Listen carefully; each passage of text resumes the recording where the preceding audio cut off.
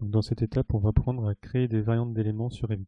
Donc en fait, une fois que vous avez créé votre rénovation, vous allez vouloir installer des casquettes au-dessus des baies vitrées que vous aurez créées, et celles-ci devront avoir un porte-à-faux qui soit suffisamment important pour masquer le soleil en été, mais assez limité pour assurer un bon ensoleillement en hiver. Donc pour fixer une dimension optimale, on va proposer des variantes architecturales de ces casquettes, et après on fera une étude d'ensoleillement comparative entre ces variantes. Donc dans ce point-là, on va aborder la création des variantes. Donc pour créer des variantes architecturales du projet, vous pouvez ici sélectionner Variantes en bas de la fenêtre et créer un nouveau jeu de variantes. Donc là, vous créez un jeu de variantes, variante 1. Nous, on va le renommer, on va l'appeler variante toiture, puisqu'on va essayer d'étudier des variantes de débord de toiture. Voilà, et on va ajouter une nouvelle variante. Donc on va étudier deux variantes différentes, une principale et une autre. Donc la principale, c'est celle qui existe déjà. Donc on va la renommer débord 50 cm. OK. Et on va étudier une variante où on ne met pas de débord. Et donc on va la renommer débord 0 cm. OK. Donc là je ferme. J'ai créé mes variantes qui sont accessibles ici dans le menu déroulant variante active. Donc là ce que je peux faire maintenant c'est indiquer à Revit quels éléments je souhaite faire varier dans mes variantes.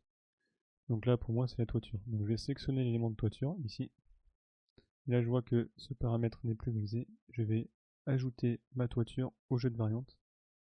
Et je vais ajouter cette toiture aux deux variantes ici du jeu de variantes toiture. OK. Donc là si je me place dans la variante débord 50 cm, je peux modifier uniquement la toiture. Et également si je me place dans la variante débord 0 cm.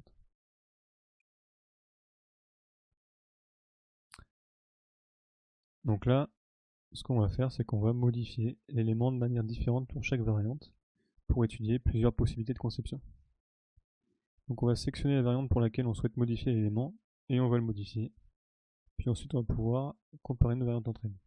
Donc là, mon élément, je ne vais pas le modifier dans débord 50 cm puisque c'est déjà le cas. Je vais simplement le modifier dans la variante débord 0 cm. Donc là, je sélectionne ma toiture. Je vais me placer dans le plan ici, plan d'étage, premier chaînage par exemple. Voilà. Et je vais modifier le tracé de ma toiture. Voilà. Et donc là, ce que je vais faire, c'est que ma toiture, je vais venir la tangenter en fait au mur, au nu fini extérieur des murs porteurs pour supprimer le débord.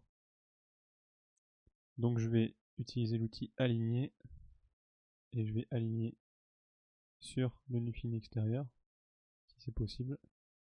Donc là apparemment Revit n'est pas trop d'accord, donc on va créer un plan de référence qui va passer par le nu fini extérieur. Voilà. Ici et côté sud également. Donc on crée ces deux plans de référence. Voilà.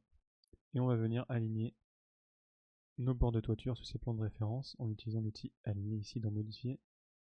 Je sélectionne mon plan de référence et mon bord d'esquisse. Également ici. Voilà. OK. Et donc là, je peux regarder en 3D.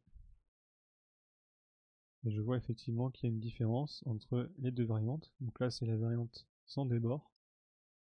Et là, c'est la variante avec débord. Donc ce que je remarque, c'est également que mes gouttières là, quand j'ai enlevé le débord, elles se sont pas décalées. Donc je vais également les ajouter ici au jeu de variantes. OK. Et dans la variante débord 0 cm, voilà, donc comme j'ai indiqué que les gouttières elles faisaient partie du jeu de variantes, elles se sont automatiquement alignées avec le nouveau débord de toit. Donc là je peux étudier donc comme ça les deux variantes et je peux produire des plans et produire des études d'ensoleillement par exemple. Et ça, ce sera l'objet de la prochaine étape.